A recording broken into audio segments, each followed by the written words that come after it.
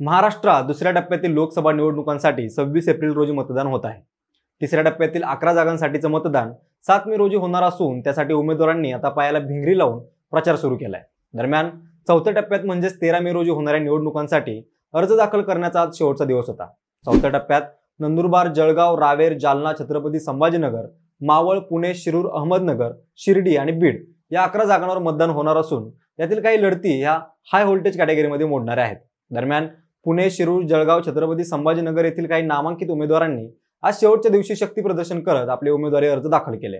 यामध्ये जळगावमधून करण पवार आणि स्मिता वाघ, रावेरमधून रक्षा खडसे, पुण्यातून मुरलीधर मोहोळ, अनिस सुंडके, शिरूरमधून शिवाजीराव आढळराव पाटील, बुलढाण्यातून रविकांत तुपकर तर छत्रपती संभाजीनगर येथून संदीपान बुमरे यांनी आपला उमेदवारी अर्ज भरला। या उमेदवारांपैकी विजय होण्याच्या शक्यता कोणाच्या जास्त आहेत त्याचाच थोडक्यात आढावा आपण या व्हिडिओच्या माध्यमातून घेऊयात। नमस्कार, मी अक्षय आणि तुम्हाला तर माहिती आहे आपला विषयच भारी। पुणे लोकसभा मतदारसंघातून आज भाजपतर्फे मुरलीधर मोहोळ तर एमआयएम पक्षातर्फे अनिस सुंडके यांनी आपला उमेदवारी अर्ज भरला।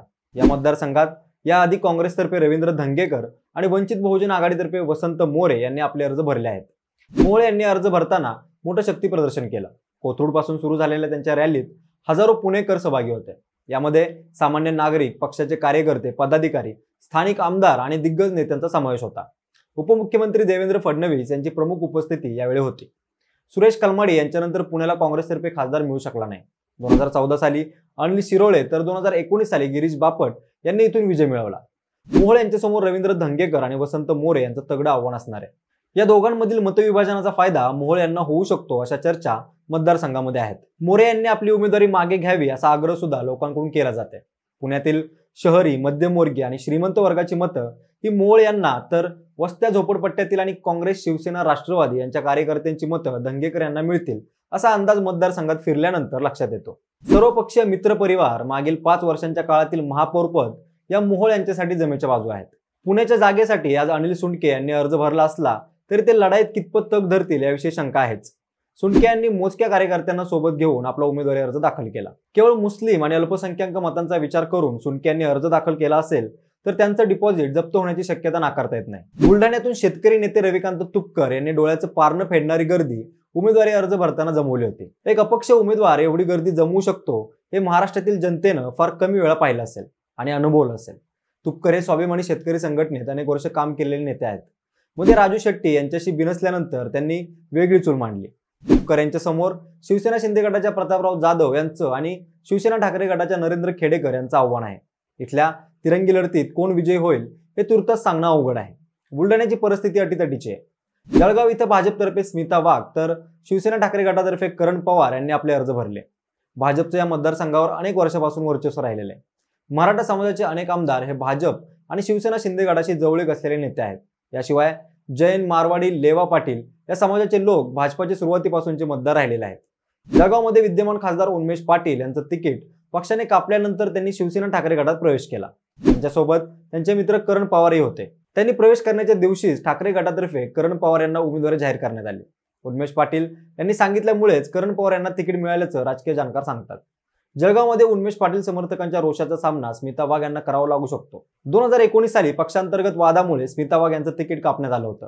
वाघ यांचे पती उदय वाघ हे भाजपाचे निष्ठावान कार्यकर्ते म्हणून ओळखले जायचे। त्यांच्या निधनानंतर स्मिताताई यांनी पक्षाचं काम वाढवलं।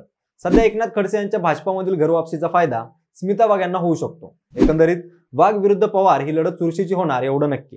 रावेरमध्ये रक्षा खडसे यांना भाजपतर्फे तिसऱ्यांदा लोकसभेची उमेदवारी मिळाली आहे।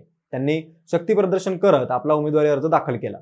त्यांचा सामना राष्ट्रवादी काँग्रेस शरद पवार गटाच्या श्रीराम पाटील यांच्याशी होणार आहे। पाटील हे या भागातील प्रतिथयश उद्योजक आहेत। मागील 6 महिन्यात लोकसभेचं तिकीट मिळवण्याच्या प्रयत्नात त्यांनी 2-3 पक्ष बदलले। अखेर शरद पवार गटाने त्यांना संधी दिली। लेवा पाटील मराठा आणि गुजर समाजाचं या भागात वर्चस्व आहे। एकनाथ खडसेंनी भाजपमधून राष्ट्रवादीत प्रवेश केल्यानंतरही रक्षा खडसे मात्र भाजपमध्येच थांबल्या होत्या। त्यांच्या निष्ठेचं बक्षीस त्यांना मिळालेलं आहे। एकनाथ खडसे यांच्या भाजपमधील घरवापसीनंतर सद्यस्थितीत रक्षा खडसे यांचं पारडं जड असल्याचं चित्र मतदारसंघामध्ये आहे। शिरूरमधील 15 वर्ष खासदार राहिलेले शिवाजीराव आढळराव पाटील यांनी शक्ती प्रदर्शन करत आपला उमेदवारी अर्ज भरला। यावेळी शिंदे गट, अजित पवार गट आणि भाजपचे कार्यकर्ते, पदाधिकारी त्यांच्यासोबत होते। त्यांची लढाई राष्ट्रवादी काँग्रेस शरद पवार गटाच्या अमोल कोल्हे यांच्याशी होणार आहे। आढळराव यांचं आतापर्यंतचं राजकारण ज्या राष्ट्रवादीला नाव ठेवण्यात गेलं त्याच राष्ट्रवादी काँग्रेस पक्षात प्रवेश करून निवडणूक लढण्याची वेळ त्यांच्यावर आली।